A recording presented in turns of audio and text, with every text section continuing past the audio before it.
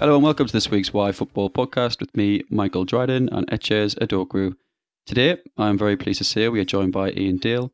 Iain presents the evening show on LBC Radio Mondays to Thursdays. He's also a panellist on CNN Talk and Radio 4's Any Questions. You're going to have to correct me here, Iain, on a lot of things, I think, because you're a very busy guy. That lasted 2 years. It finished last year. So. Yeah, and I believe you've been on the likes of Newsnight, Daily Politics, BBC Question Time, all the well-known political shows, the Andrew Marr Show, I'm a big fan of. You're also a visiting professor at the University of East Anglia. Myself and Etches are alumni from UEA, so that's very interesting. And crucially, from a football standpoint, you're the editor, I believe founder of West Ham Till I Die. That is true. I can't believe you've missed out the winner of Pointless Celebrities. So you won Pointless here. Whoa. That is top stuff indeed. Yeah. Congratulations. I mean, that is my crowning achievement. That is top stuff, Iain. Top stuff. I do apologise, Iain. So Iain has joined us today as we're going to look into West Ham's positive start to the season, how Moyes has steadied the ship, the ongoing discontent with the ownership, and we'll discuss what the future holds for the Hammers. So Iain, welcome to the show. Again, feel free to correct anything I've just said because you are an incredibly busy man. And how have you recovered from Saturday evening's drama at the London Stadium as well? Well, unfortunately, I didn't witness any of it because I got a call about 20 to 5 on Saturday from my boss at LBC saying, could you come in for 7 o'clock to do a 6-hour US election special programme? Oh, so I had to drive up to London and do that with no preparation whatsoever. So I didn't see any of the match, apart from obviously I have seen the goals and the highlights since. But it looked to be one of those matches where normally we do quite well against Fulham. I think we've won our last 10 home games against them. But it was one of those occasions where you thought, well, Mitrovic hasn't scored for 5 games or something. He's bound to score against us because that's always what happens. But he didn't. And eventually we won. I think the goal, some of the match of the day pundits reckoned it was offside. Well, we've had so many VAR decisions go against us, not just this season, but last season. I think we had more than virtually any other club. So it was nice to get one go our way in the end. And then that ridiculous penalty. What on earth was Lookman thinking? Yeah. I was very surprised to not see Mitrovic step up for that penalty. I assumed Lookman, given he's new and given he's came in over Mitrovic there, was an expert from 12 yards. And he might be, but... I mean, if you're 3-0 up, you can try a penalty like that, but you don't do it in the last minute of a game where if you miss, you've got no opportunity to come back for it. I mean, Scott Parker must have been incandescent. No, absolutely. I mean, I remember Pirlo scored a Penenka penalty against England in the 2012 Euros, and when they go in, I mean, that was painful, but when they go in, they are a beauty to behold. But as you said, I mean, to be 1-0 down, to take probably his first penalty for the club, I think. Quite a new signing. It's just audacious. Well, I remember Paolo Di Canio did something similar. I think it was the match where we were 4-2 down against Bradford City. This would have been about 2000. It was at Upton Park. And I think we had Stephen Bywater in goal. All our goalkeepers were injured. And so he came in as the third choice goalkeeper and had an absolute nightmare.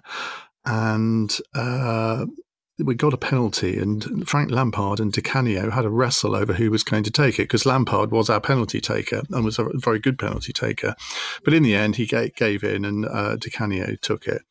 And I thought to myself, I know what's going to happen here. He's going to try and do something clever and chip the goalkeeper or do something like that. Now, luckily, he didn't, and he did blast it. But there were several penalties that he took where he basically took a liberty, and mostly they came off. But if they don't, it is incredibly embarrassing. I just think everybody should adopt the Mark Noble approach to penalties, just slam it in, and he misses very, very few. Yeah, well, the Lampard approach, we strike it down the middle, and even if the keeper does stay static, the odds of it going straight at him and then him managing to parry it forwards or not parry it into his goal is, unlikely. So. Yeah. Okay, Iain, so to kick things off, I think the most important question here is, how was Pointless Celebrities? As you can tell by my reaction, I was very, very impressed by that achievement. I think you were actually very jealous. That's the word you were looking for. Yeah, I think you're not wrong. You're not wrong at all. Well, to be honest, I'd never seen the program before I went on it. I tell you what, I watched an episode that morning because I couldn't really understand the rules of it, and we recorded it back in January. And we were sworn to secrecy about what would happen. I was on with Jackie Smith of Strictly Come Dancing fame. We do a podcast together each week called For the Many. It's sort of a review of the week in politics. And we were up against various other political commentators and journalists. And we just didn't want to go out in the first round because that would have been very embarrassing. And in the end, Camilla Tominey and Rachel Johnson both got the dreaded X. And so they didn't score any, they scored 200 points. So they were out in the first round. And then, I can't remember whether it's in the second round. I think it was. There was a round on Japanese food. My heart absolutely sank because I know nothing. I've never had. Well, I had Japanese food once and decided never to again. So luckily, Jackie did know about Japanese food, so she scored quite well on that. And in the end, we made it to the final. We didn't get the pointless $2,500 prize because I think we got it down to 2. I think that was my answer that did that, but. We didn't. It was a strange category. I can't even remember what it was now.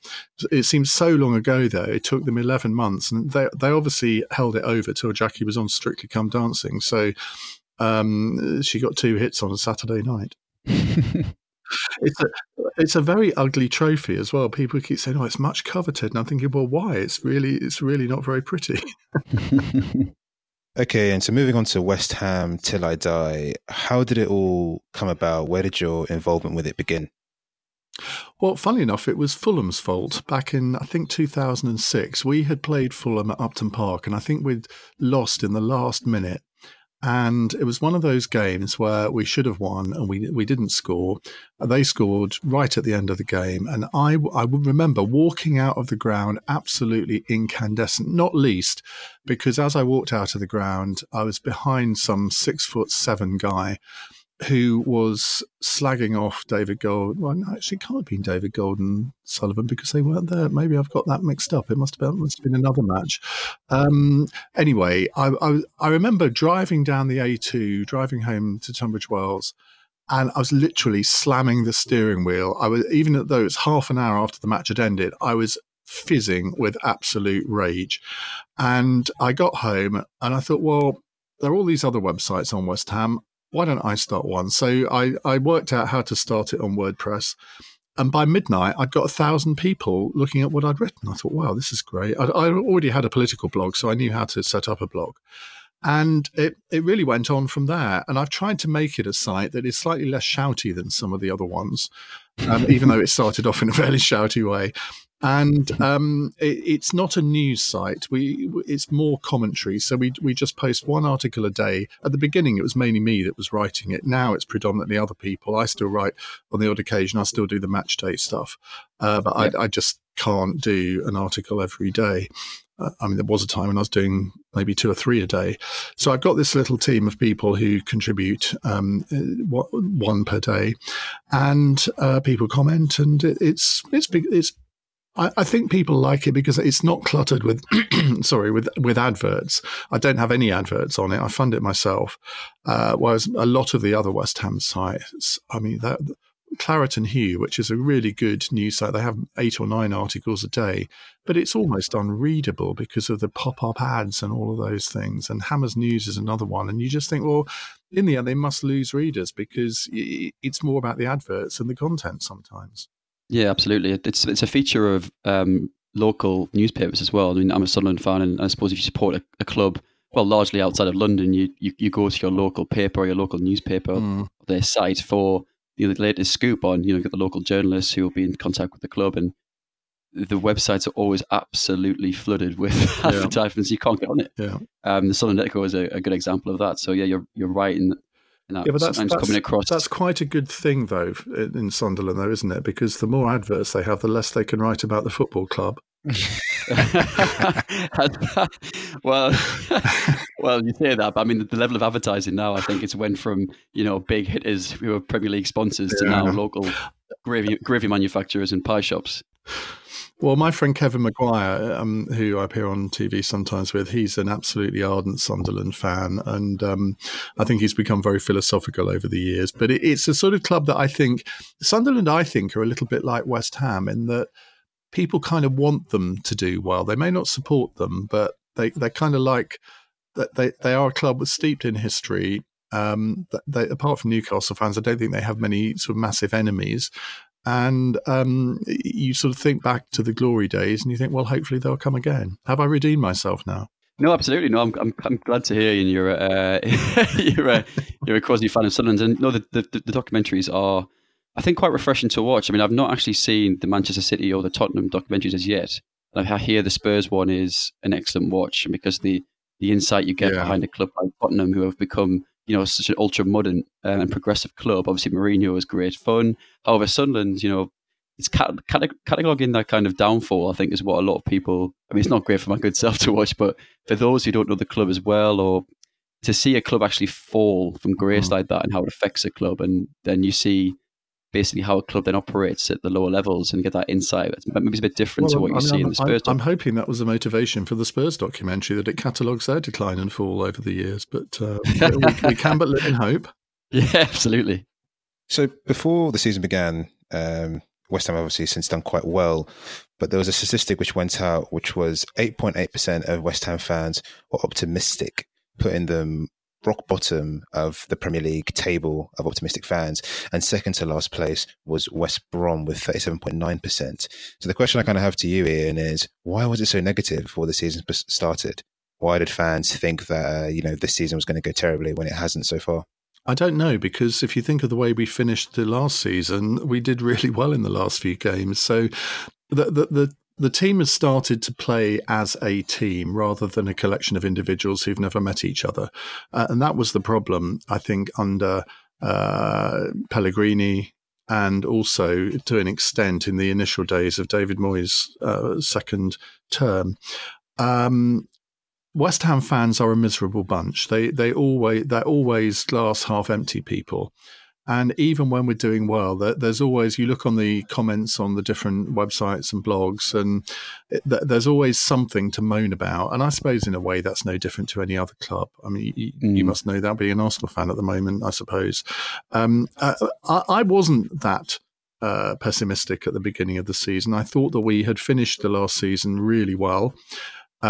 We didn't make massive signings in the close season, but the signings that we have made have so far turned out to be fantastic. I mean, the right back that we signed from Sparta Prague, Vladimir Soufal, I keep wanting to call him Koufal, but apparently it is Soufal.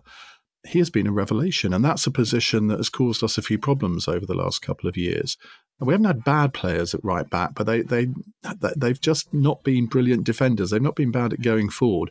But Soufal really seems to be the real deal, and he only cost, I think, about 5 million. You look at Thomas Souček as well, the Czech midfielder that we signed in the January transfer window. He's been an absolute revelation. People saying, well, he's a bit like Fellaini or Vieira. And he does now score some goals as well, which for a defensive midfielder, he's got this knack of just appearing in the box at the right time, a bit like Fellaini always used to for Manchester United.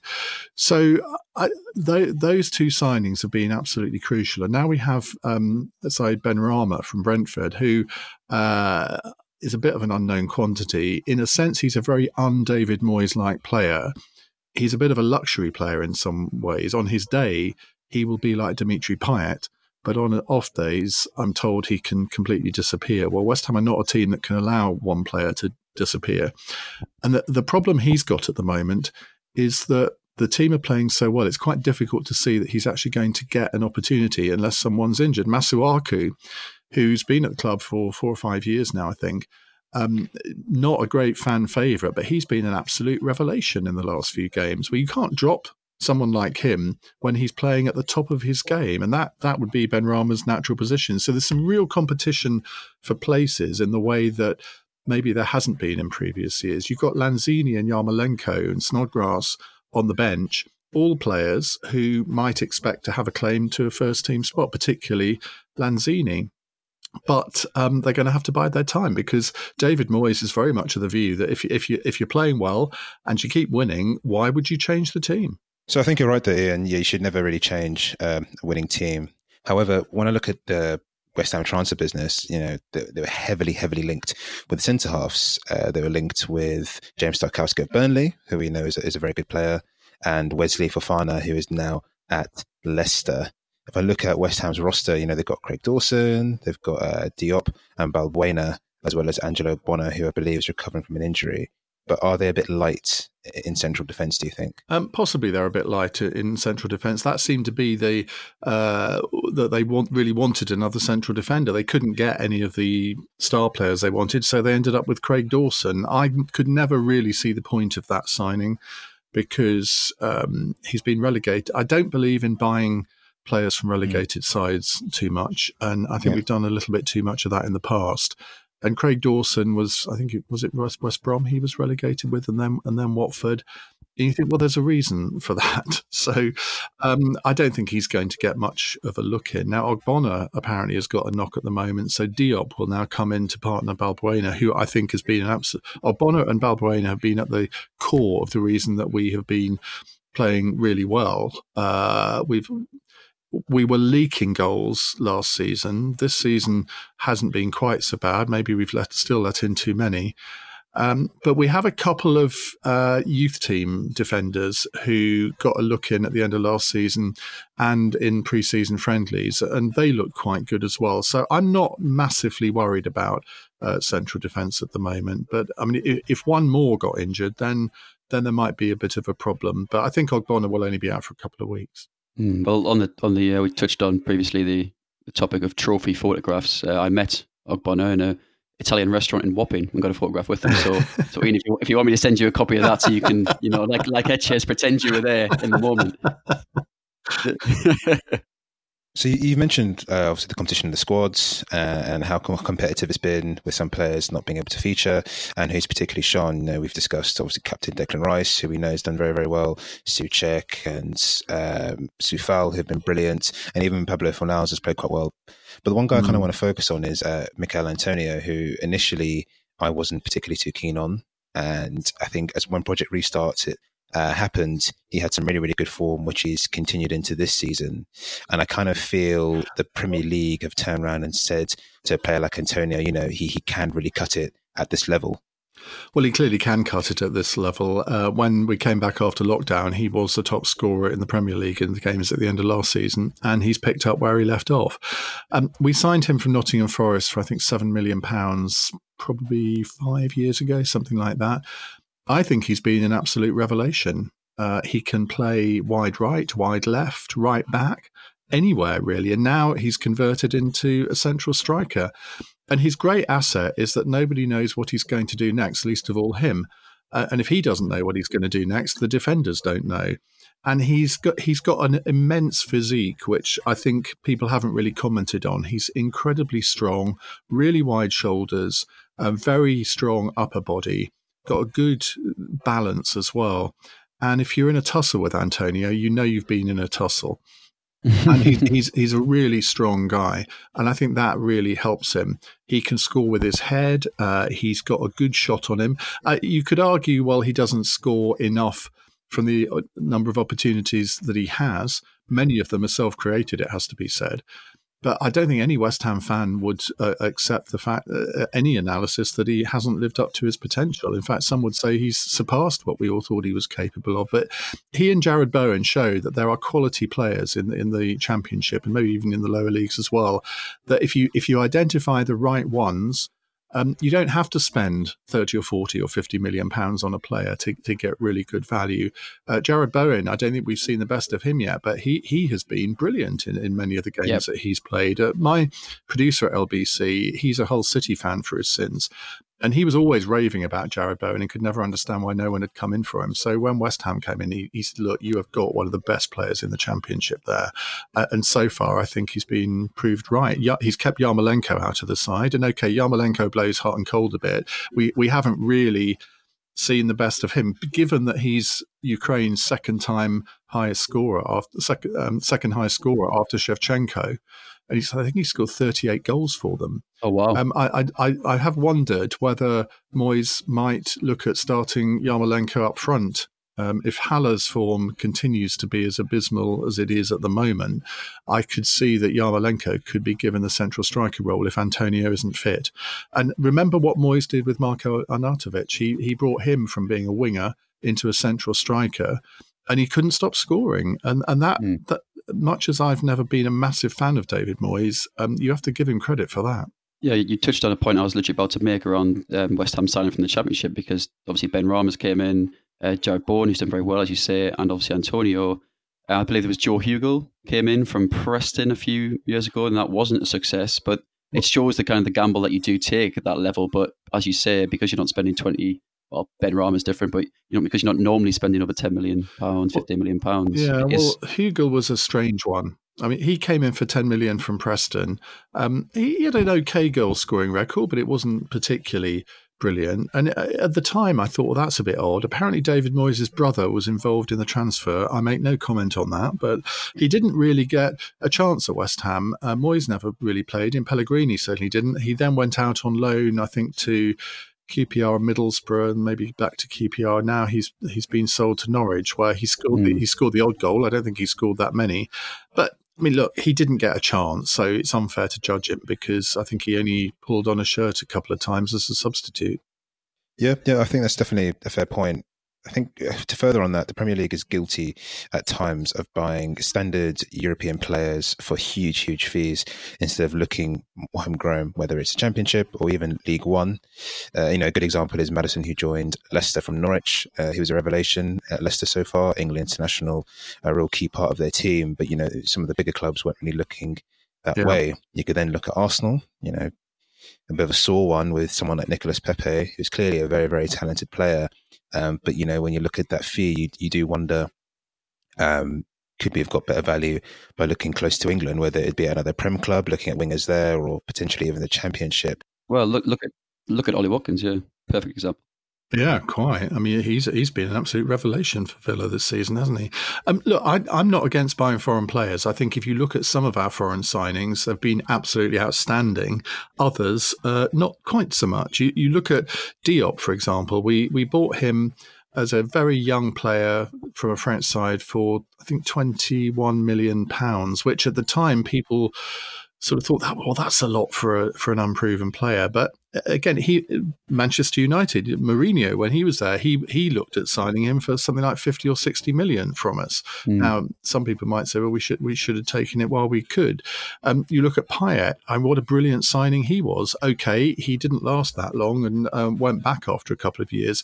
But any West Ham fan will, even though they might not like him as a man, as a player, wow, probably the best player to play for West Ham since Tocanier. No one would have wanted to have foregone that experience. Lanzini, again, we picked up him. He was entirely unknown, and he's been a brilliant player for us. I mean, slightly hot and cold, but Liverpool were willing to pay £50 million for him at one point. He then got injured for nearly a year. Has never quite been the same since. So I think we have made some fantastic foreign signings, but there have been far too many turkeys as well among them, it has to be said. No, absolutely. I mean, obviously at Sunderland there was a lot of turkeys, a hell of a lot. So moving on. Just on Sunderland, what happened to that striker that you had? I can't remember his name. Who was transferred to a French club? Josh Maja. That's the one. The young Josh Maja. He looked to be an immense player. He was, and he took League One by storm in our first season back, and he was, he really was looking like he'd lead the scoring charts in League One. It looked as if with that we actually might go up, but there was a situation with his contract, with the amount he was going to be offered here as opposed to elsewhere, and his agent, who I don't know the name of, was, and it's in the documentary actually at this point, that he's famous for, he's well known for trying to move English players or players that play in England at a young age abroad to perhaps get, a windfall for himself or to get a bigger contract for the player from the AFL to, say, Liga 1, for example. But he's a brilliant player, exceptional. He seems to now actually be stamping a place in the Bordeaux team, which initially, was frustrated at the start because he didn't play. We lost our best player, and he was sitting on the bench at Bordeaux. But and we never replaced him, and we still haven't. And it's it's crucial on a promotion campaign, as you'll rightly know from West Ham's promotion campaigns of old, to have a striker that's putting in at least 20 goals in a season, particularly across 46 league games. So yeah, it's a crying shame that he's no longer with us, and we now have Danny Graham, Will Grigg, and Charlie White, who can't seem to hit a barn door. It is one of those things, though, that for clubs like Sunderland and West Ham, not so much Arsenal, but that your best players are going to go in the end. It is only a matter of time before Declan Rice goes. I think I thought he might go this summer, but I'm so glad he didn't. And there are rumours that Chelsea are now going to come in for him in January. I would love to think that we can get another 2 or 3 years out of Declan, but in the end, you can't blame a player for wanting to play at the top level. And if West Ham aren't going to challenge for a European spot, and let's face it, that looks unlikely at the moment, but you never know, you can't blame a player for wanting to better themselves. No, absolutely. And if you look at Leicester, who you'd say now are they're currently in the top 4, but the top of the bottom 14 sort of thing. So they're kind of the top team outside the top 6. They lose. I mean, they've lost Chilwell, Kante, Mahrez, Drinkwater. All these players left to go to, well, largely Chelsea, but to top 4 teams. And so even themselves, and they've grown so much over the years, can't seem to. And it was always a topic of debate among Sunderland fans. What's the ceiling when we were in the Premier League? What can we actually expect? Can we expect mid-table obscurity, and or can we actually vie to better ourselves? This whole thing West Ham are in the same sort of... Yeah, well, they are, but this whole thing about mid-table obscurity, I think is a complete misnomer, because it will always be the case that there are 4 or 5 teams at the top who will be there semi-permanently. From time to time, one of them will fall by the wayside, and there'll be an opportunity for another one to take their place. And we're seeing that at the moment. I think it's probably a lot more open this season than in the past. Manchester United, Arsenal certainly don't look to be at the races at the moment. So there is an opportunity for other teams to show what they're capable of. Now, we're only in the early stages of the season. Who knows where we'll be by March or April. And I would love to see another Leicester breaking through. I don't think that another Leicester is going to win the Premier League in the foreseeable future, but there is an opportunity to go on, and there is nothing embarrassing about finishing 14th in the Premier League. No, there really isn't. No, absolutely not. And also the Europa League now, and the old UEFA Cup has, I think, grown quite a lot. Obviously, largely due to the fact that the prize is now Champions League football, winning that. But that competition's grown a lot. The standard has increased quite a lot. So, there's talk of a European Conference League, which has been mooted around a bit for even the competition below that. But if West Ham, that's feasible that West Ham could qualify for the Europa League if they did very well in the season, and that would be a fantastic campaign for the Hammers and their fans. I remember our last one, which ended fairly quickly, shall we say? Oh yeah, against what's their name? Astra. Yeah. It was ironic, wasn't it? That West Ham qualified on fair play rules, and then I think had 2 players sent off. Yeah, and it was, I think, the first season we were at the London Stadium, because I remember going to that. But then I think I can't remember. Did we lose the away leg? No, I think we drew the away leg, and then we lost at home, which when we first went to the London Stadium, we lost so many matches, which nowadays that we seem to have got a little bit better at home. Absolutely. So, moving on to the London Stadium, to the ownership, Iain. Obviously, myself and Etches aren't West Ham fans. Some of our listeners aren't. What is the current situation with, Gold, Sullivan, Karen Brady, the ownership debacle? Can you shed some light on that and what your view is of the owners? Well, I think West Ham fans should be very careful what they wish for, because I can understand why many people want to see a change of ownership. But a change to what? There isn't necessarily a lot of green grass on the other side, because we all know that various new owners have come into the Premier League, and some of them have been very good, some of them have not. And at the moment, there are rumours that there are various people wanting to buy West Ham, mainly American consortia. Well, you look at American record in the Premier League. Yeah. I mean, I don't need to tell you. I mean, I can't imagine that the ownership of Arsenal is massively popular with Arsenal fans. You look at what's happened in the past with Liverpool and Manchester United, and I I think the thing is that Sullivan and goal, whatever you think of them as individual people, they are West Ham fans, and particularly David Gold. And that does count for something. Now, they have made some terrible decisions along the way. Who on earth in their right mind would have appointed Avram Grant as manager, for example? It was quite clear right from the outset that was doomed to failure. Karen Brady, I think, shall we say, has her mind elsewhere at the moment. She's got so many different fingers and so many different pies. It's a wonder she has any time to run West Ham at all. And I suspect her tenure is drawing to a close anyway. I hear that she hasn't got the same kind of relationship with David Sullivan that she used to have. That's just gossip. I've no idea whether it's true. So I've never been this part of the so-called GSB out group.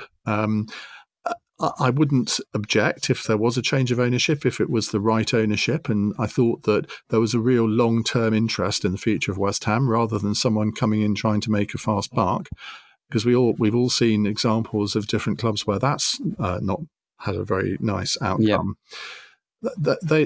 So in the end, if the team are doing well, all of the Gold, Sullivan, Brady out brigade will quieten down. If they're not doing well and we look as if we're in for a relegation fight, it'll all start up again. That's just the way football fans are. It's understandable in many ways.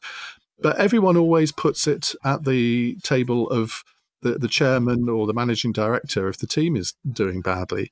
The fact is that Sullivan supported Pellegrini's spending binge. He spent £200 million on some very average players.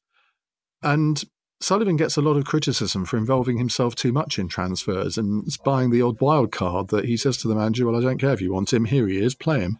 And one or two of those players that he signed have actually gone on to do quite well.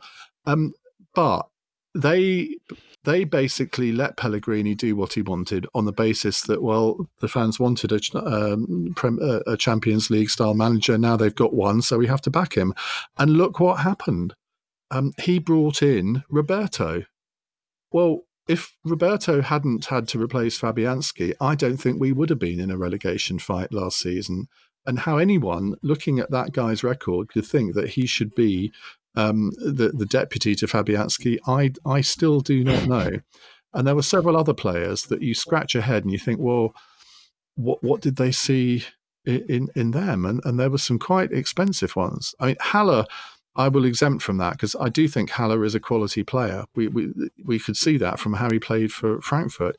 The problem for Haller is that the team is not playing to his strengths. Haller likes to have a second striker playing alongside him or off him. And West Ham don't play that way. They didn't with Pellegrini. They don't with Moyes. And I don't see any point in spending £45 million on a player unless you're actually going to form the team around them and play to their strengths. And they're still not doing that. I was hoping that maybe if they played Haller with Ben Rama up alongside him, that might transform Haller, because he seems to me to be a confidence player and he's got no confidence at the moment. You can just tell that. But he does know where the goal is. He's proved that in the past, and hopefully he'll find it again very soon. Yeah, Haller's a bit of a weird one. I watched the Manchester City game and you could tell straight away when he came on for Antonio that he's very low on confidence. And I think that when you're a striker low on confidence, maybe a club like West Ham, who aren't creating as many chances as let's say City, maybe not City now, but okay, Liverpool or Chelsea or even Leicester, you know, it's much easier to get the chances there to score, to bring a confidence back up. Whereas, you know, it could be trickier at West Ham, and someone like Haller really needs that boost. So hopefully it can come sooner rather than later. Well, he does. When he first joined us, the first few matches he played, and then I think he got injured. And he's not actually a player prone to injury, but his first few matches, he was all over the pitch, tackling, going for headers, going back in defence sometimes when he needed to. And he did score goals. And we want to see that player back again. And he ought to be able to get the team is playing well. We should have beaten Arsenal. We got a point against Manchester City, could easily have won that. Most people thought we should have won it. Against Liverpool, we were doing really well. Just happened to let the goal in the last few minutes. So we are holding our own against the top teams at the moment. We actually always tend to play better against the top teams. Never understood why that is. I suppose they like the big occasion. And Haller ought to take inspiration from that. But instead, he just seems to be nervy and disengaged. And I suppose in a Moyes team where, Moyes makes his team, as West Ham, very adept defensively. And I mean, even against Fulham, there was question marks of whether or not the potency is really there. And if you can get a goal, if West Ham can get a goal under Moyes, then there's a very good chance they'll shut the opposition out and get a win. But does that provide much scope for your centre forwards, particularly a player like Haller, to be getting 15 plus goals this season? They might not need to if West Ham can achieve that level of defensive record that Moyes does like to try and build. If a striker is going to get upwards of 12, 15 goals a season, he's got to have the service. And at the moment, you have to say that the service is there.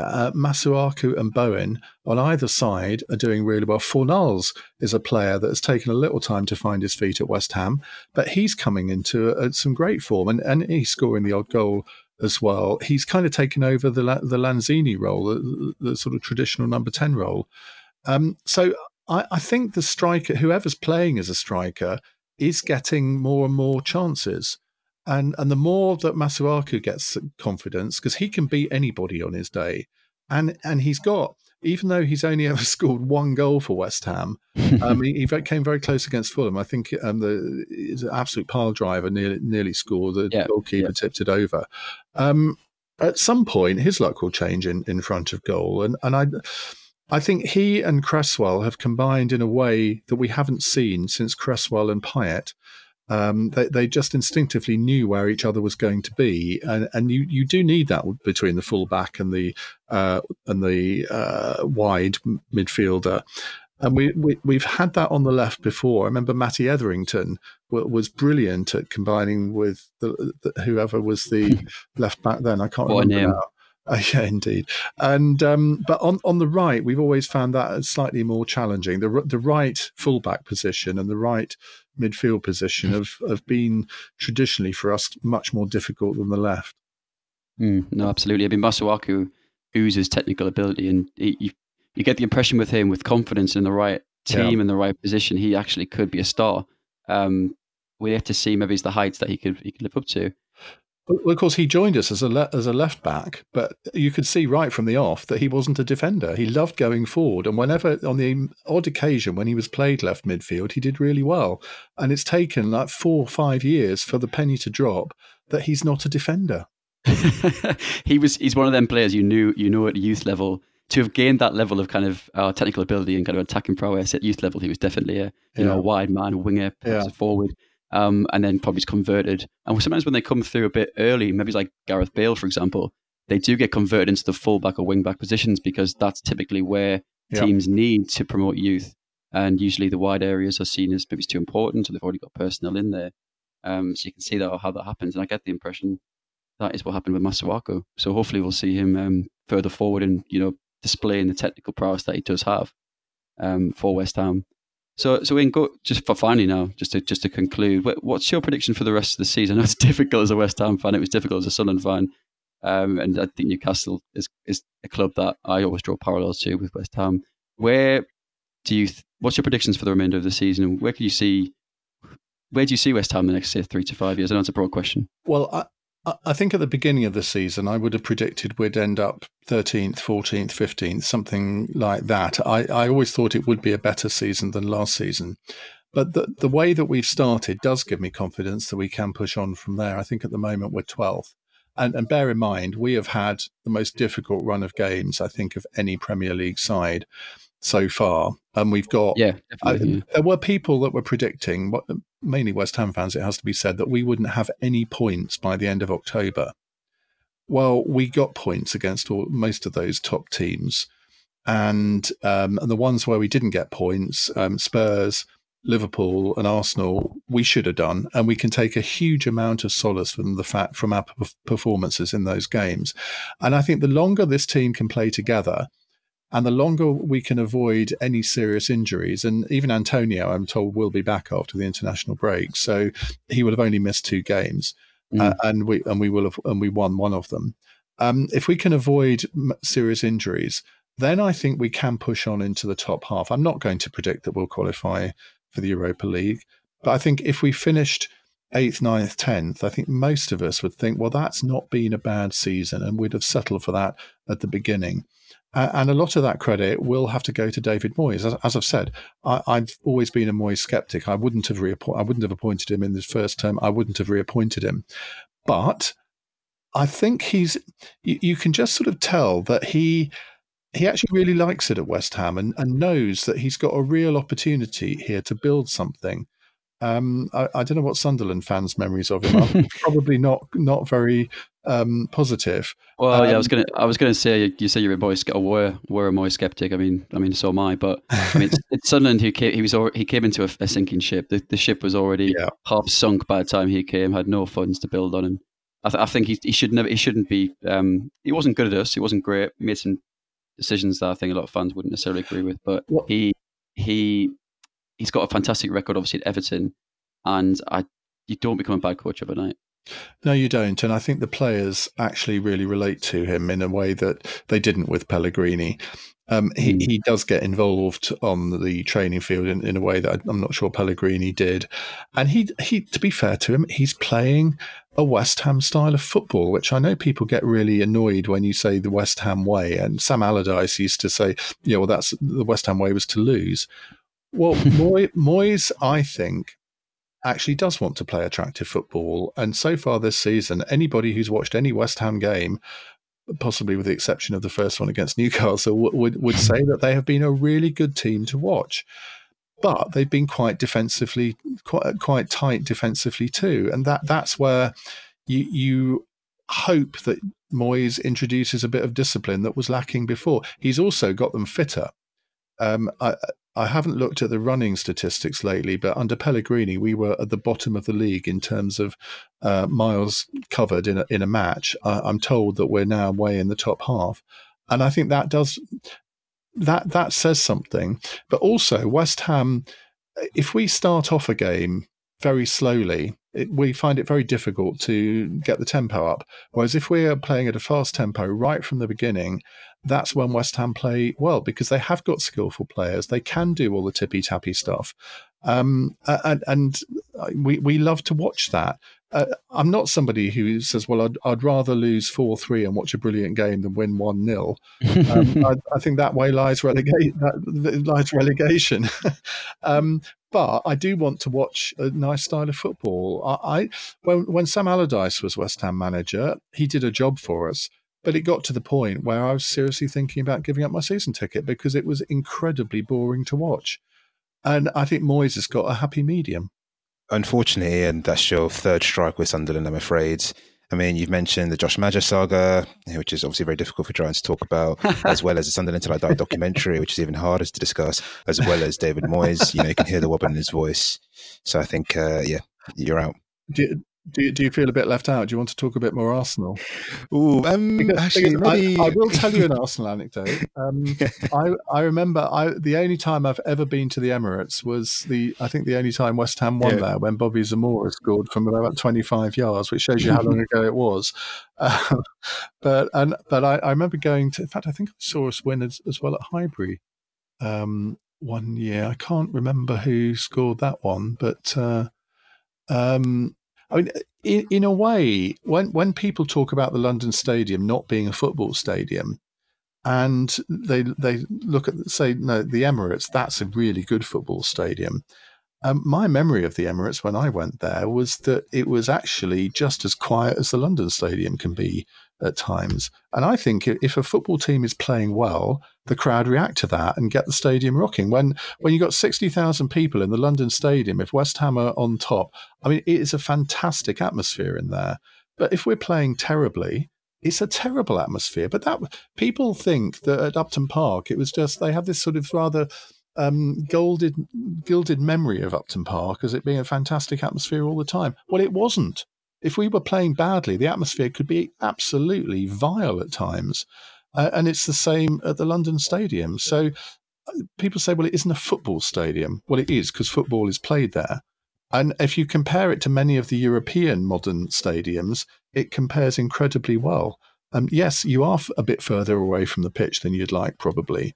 But there isn't a bad view in the place, wherever you're sitting. It's even if you're up in the gods, it's no worse view than it would be at Wembley if you were up in the gods. So I actually really quite like the London Stadium. It's a very different experience. You can't compare it to Upton Park. It's like comparing chalk and cheese. And yeah, I went to Crystal Palace a couple of years ago, and a real old school stadium that.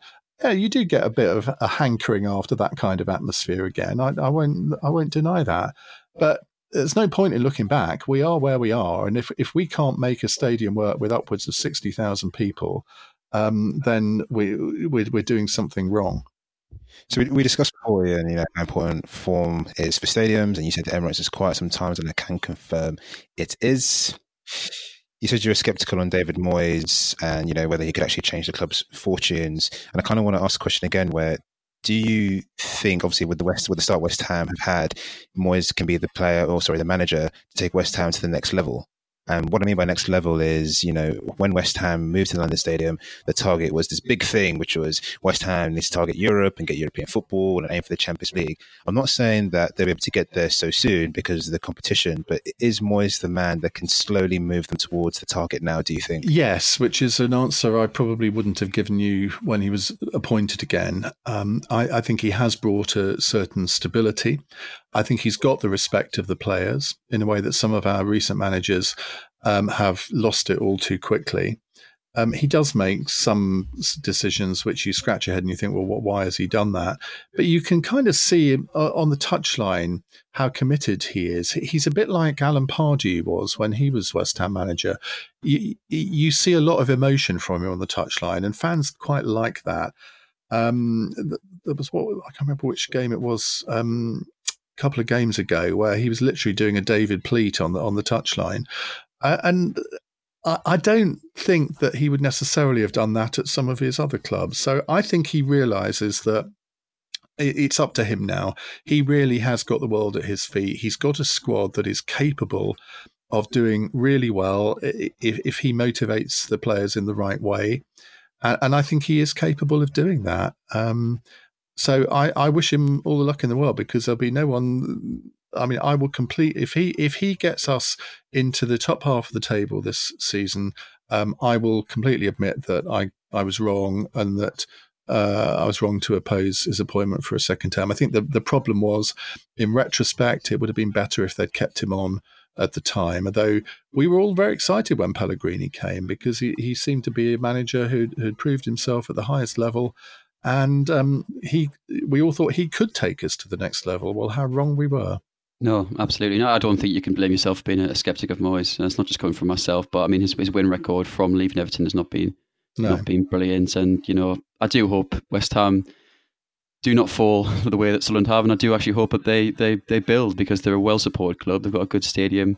Moyes is someone that he's not doing well for my club, but he's a likeable person. Everyone liked him at Everton. He actually did build an attacking team. I think you're right in saying that.